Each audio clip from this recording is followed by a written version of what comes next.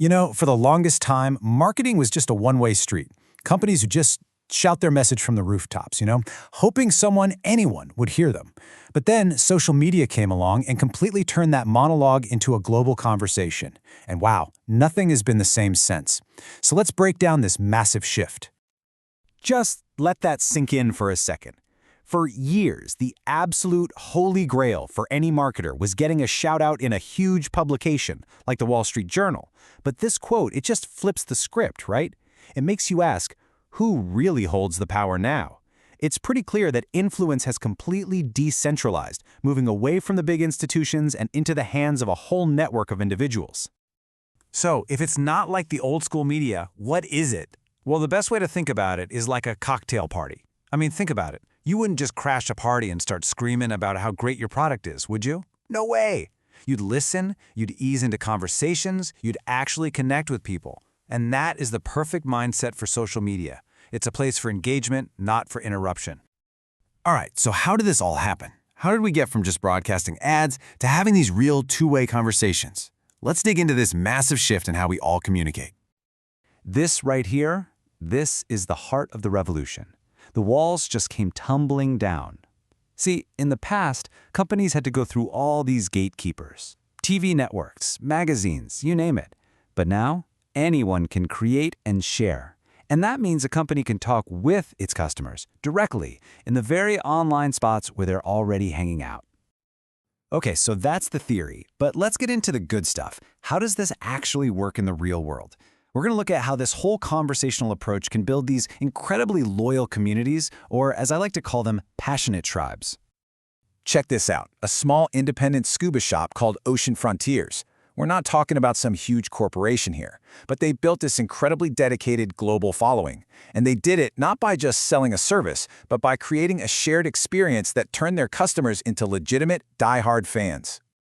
And this is where it gets really clever. They basically gamified the experience of diving with them. It's not just a purchase, it's a quest. When you dive all 55 of their sites, you are in these exclusive green shorts that only staff and finishers get to wear. You get a plaque on the dock, a big celebration, and of course, you get celebrated all over Facebook. It's totally addictive, and it creates this powerful, powerful sense of belonging.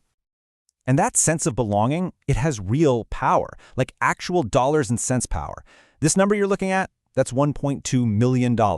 It's what the musician Amanda Palmer raised on Kickstarter to make her new album. Not from a record label, nope, directly from her tribe of fans. But here's the thing, that $1 million+ success didn't just happen by magic. It was built on years and years of authentic connection. Amanda Palmer would meet fans after every single show. She'd talk with them, and she built real relationships, both online and offline. And that kind of genuine connection, it's something you just can't fake. All right, so we've seen the why, we get it. Now, let's dive into the how. What are the actual rules of engagement for joining this new conversation? Okay, if you remember one thing from all of this, make it this right here. Your activity on social media should pretty much follow this ratio.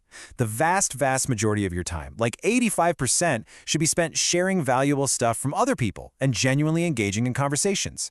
About 10% can be your own cool, original content. And only a tiny fraction, 5% or less, should be about actually promoting yourself. You have to earn the right to promote.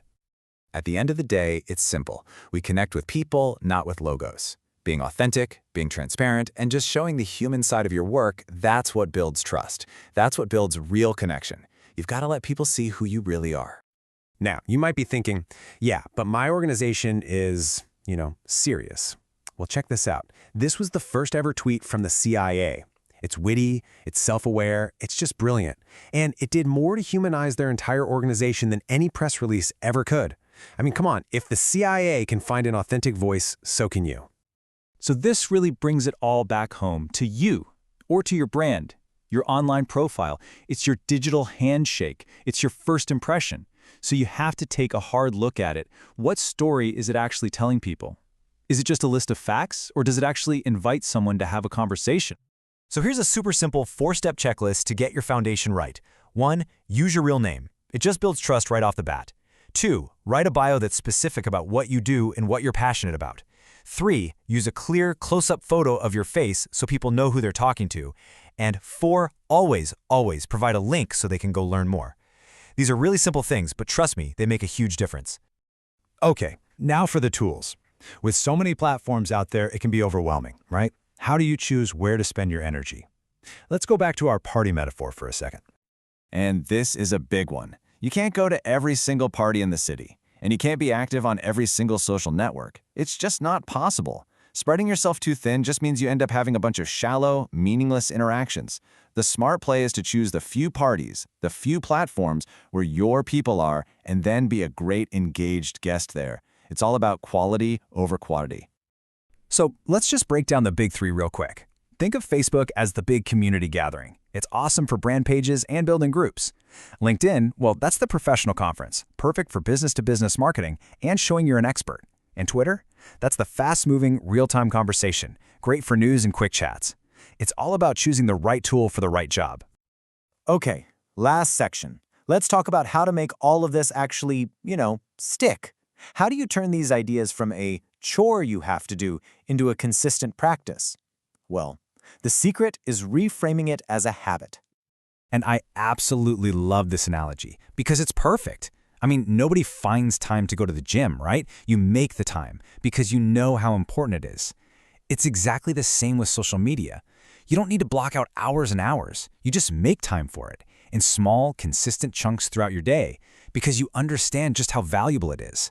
And really, that's what it all boils down to. The conversations about your industry, about your customers, about all the things you're passionate about, they are happening online right now, with or without you.